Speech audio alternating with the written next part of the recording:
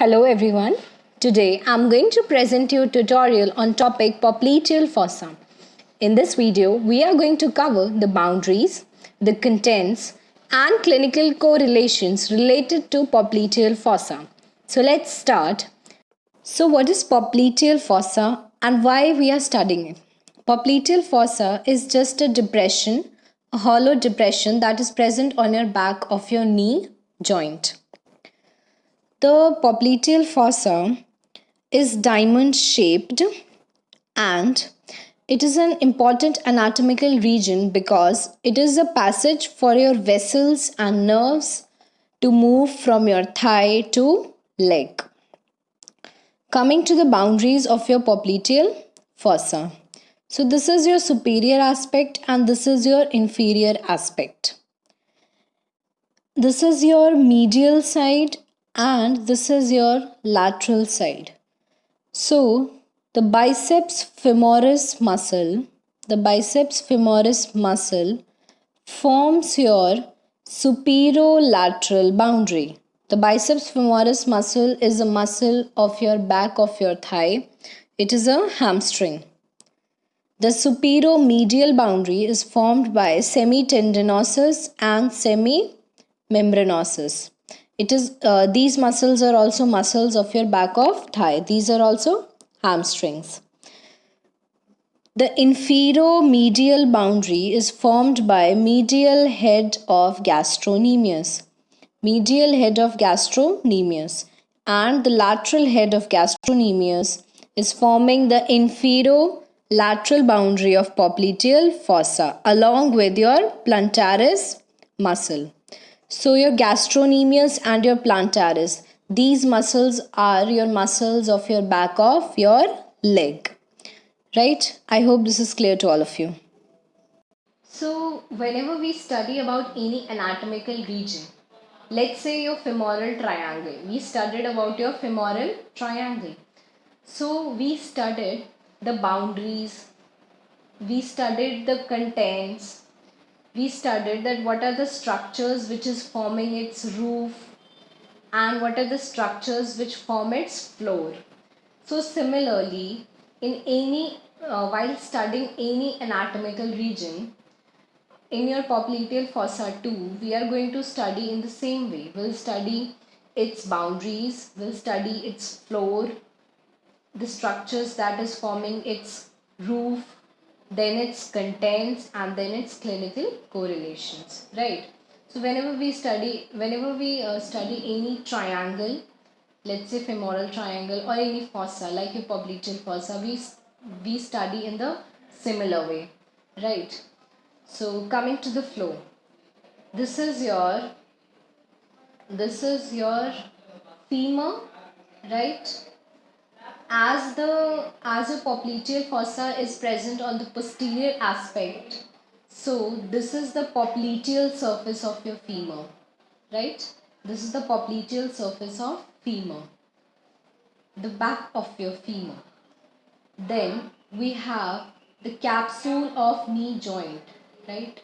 The knee joint is present in the front aspect, right? So here we have capsule of knee joint. Then we have oblique popliteal ligament. It is also a ligament playing a role in your knee joint, and it basically prevents hyperextension of your knee joint. Then we have tendon of semimembranosus. Tendon of semimembranosus. I already told you that this is a semimembranosus is a hamstring muscle. Then we have popliteus muscle. Popliteus muscle is your unlocking muscle. It unlocks your knee joint. Then we have fascia covering your popliteus muscle, right? It is a very strong fascia, and these all structures are forming the floor of your popliteal fossa. That is your popliteal surface of the femur, capsule of knee joint, oblique popliteal ligament, tendon of semimembranosus muscle, popliteus muscle and the fascia covering popliteus muscle, right? So now coming to the roof of your popliteal fossa. The roof of your popliteal fossa is formed by, firstly, we have a layer of skin, then we have superficial fascia, which contains certain nerves and vessels, and then we have the deep fascia. Also we call it as popliteal fascia, right? So the superficial fascia, it contains your sural communicating nerve, right? The sural communicating nerve is a sensory nerve and it is a branch of your common peroneal nerve. Then we have posterior division of medial cutaneous nerve of thigh. Posterior division of medial cutaneous nerve of thigh, and we have short saphenous vein. Short saphenous vein drains into your popliteal vein.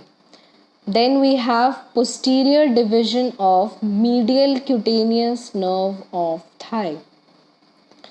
The posterior division of medial cutaneous nerve of thigh do not pierce the roof. You can see in this picture that all these three structures, your sural communicating nerve, the posterior cutaneous nerve of thigh, and short saphenous vein. These three structures are piercing the fascia of your roof of popliteal fossa, but the posterior division of medial cutaneous nerve of thigh is not piercing the roof of your popliteal fascia. Now we have the contents of your popliteal fossa. Firstly, we have popliteal artery and its branches. Popliteal artery is a continuation of your femoral artery. As the femoral artery crosses the adductor hiatus, it enters popliteal fossa and it is known as popliteal artery and its branches. So popliteal artery in the popliteal fossa, it gives some genicular branches, some muscular branches and few cutaneous branches. Then we have popliteal vein and its tributaries. So your popliteal vein drains into femoral vein, right? Then we have tibial nerve and its branches. So your tibial nerve is a larger, it's a terminal branch of your sciatic nerve. It's the larger terminal branch of your sciatic nerve. Common peroneal nerve is your smaller terminal branch of your sciatic nerve. Sciatic nerve, the thickest nerve of your body. Then we have popliteal lymph nodes and some popliteal fats. Okay.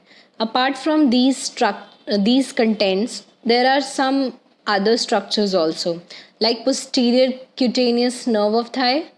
We saw in the roof of your popliteal fossa that posterior cutaneous nerve of thigh is also present there, the terminal part of posterior cutaneous nerve of thigh.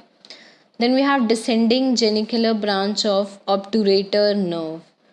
We'll study obturator nerve in detail in a separate video. Then we have terminal part of your short saphenous vein. Don't forget to like, share and subscribe, and if you have any queries, let me know in the comment section below. So this is the last slide of this topic, that is your clinical correlations of popliteal fossa. So first is your popliteal pulse. You can feel your popliteal pulse while your knee is in a flexed position, and you can keep the fingers of both your hands on your popliteal fossa and your thumb on the patella, and you can feel it. Although this is the most difficult pulse to hear of all your peripheral pulses of the body. Okay. Then we have popliteal aneurysm. What is aneurysm? Aneurysm is a dilatation of an artery. So in popliteal aneurysm, it is very prone to aneurysm, and secondly, in popliteal aneurysm, the artery, the diameter of artery increases to its 50% of its original diameter, right? So the diameter increases more than its 50% of its original diameter. And the patient presents with a midline swelling in the popliteal fossa, and that can be pulsated. Okay, then we have Baker's cyst. What is Baker's cyst? Baker's cyst is a fluid filled sac that is present behind your knee, and sometimes it causes a swelling and a bulging, and the patient presents with a tightness and a stiffness on back of his or her knee. So, what are its causes? There can be inflammation of the synovial bursa under the tendon of semimembranosus. Semimembranosus is your hamstring muscle. It is present in the back of your thigh. So, there can be inflammation of the synovial bursa that is present under semimembranosus tendon, or there can be protrusion of the synovial membrane of your knee joint through the fibrous capsule.